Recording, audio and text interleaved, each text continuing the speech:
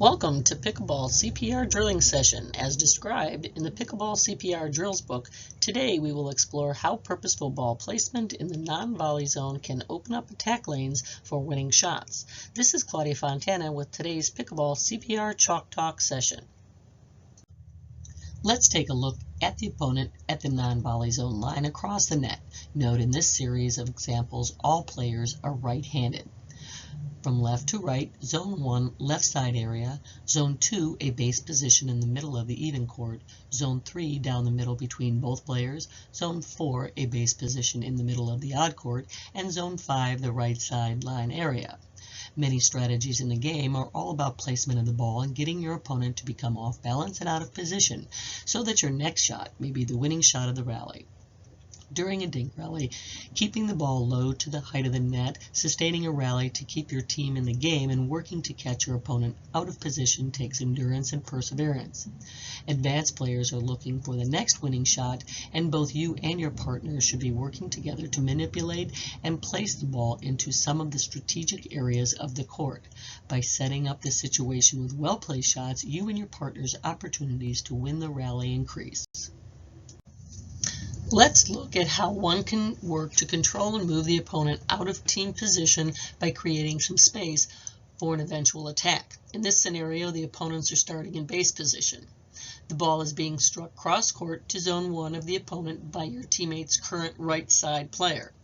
The player on the left, P1, moves toward the sideline to intercept the ball's path in Zone 1. Her partner, P2, remains at the base position and doesn't move as a unified teammate to cover the middle of the court. Player 1's backhand is now vulnerable to attack if they are not balanced, and now a wide open middle of the court shot has been created. By not shifting with her partner, P2 has left the middle lanes of the court, Zone 2 and 3, open for high percentage opportunity for your team to score if presented. Again, both players are starting in the base position, but this time both P1 and P2 shift to their right and with the movement of the ball that is hit to Zone 1. Zone 4 and 5 do open, but this cross-court percentage is fairly secure for your opponent, as your team should have followed the ball's path of flight as well.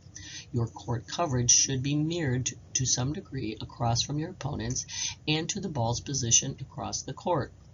It is important to remember that this area is open, and if P1 returns a cross-court shot back to your team too high and too wide of the mark, this is a viable break for your team to attack a volley when the opponent is back to the base position or have not recovered with the return shot coverage of Zone 5.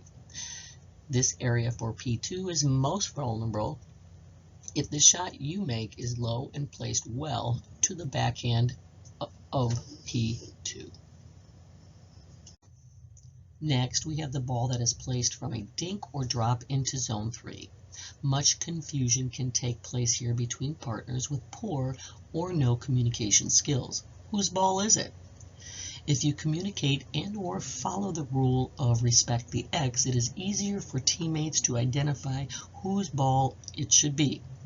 More on this at another time, but in this setting, when playing beginners or intermediate players, this is what happens very often.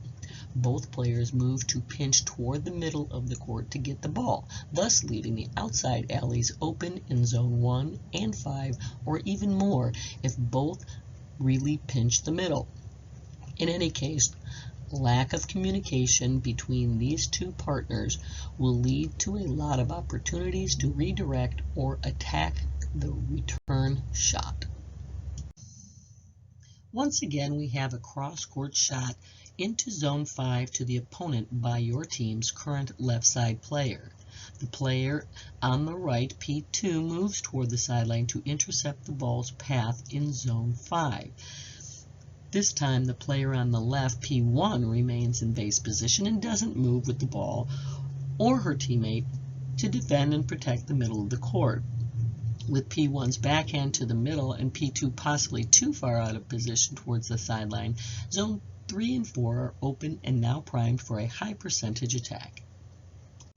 as before, but now with a cross-court shot directed to zone 5 on the right, both opposing players shift together to balance court coverage in the direction of the ball's placement. As stated earlier, as long as your team mutually shifts for your own court coverage, your opponent's open court appears at zones 1 and 2. A high-hanging cross-court return from your opponent will give you the go to attack down the left sideline of zones 1 and 2. As you can see from the various situations described, the net game can be very fun, interesting, and carry some strategic counter moves against your opponent. With practice, patience, and forethought throughout the game, you and your partner can develop a tactical advantage over opponents at various levels of skill play. Zone 1, 3, and 5 are the hot zones to strive to place your shots both in dink and drop shot selections. Having the skills to direct the ball with speed control and accurate placement will give you the advantage at the net. Take time to practice these and all skill shots outside of game play. As Marcus Luttrell stated, you play like you practice and practice how you play. Practice makes us better in the games we play. This has been Coach Claudia with this session of Pickleball CPR Chalk Talk and understanding the Pickleball CPR Advanced non-volley zones. For more information and pickleball tips, get your hard copy and more drills like this in the convenient spiral-bound book for easy referencing, or download the ebook version to carry with you at PickleballCPR.com and get your copy today.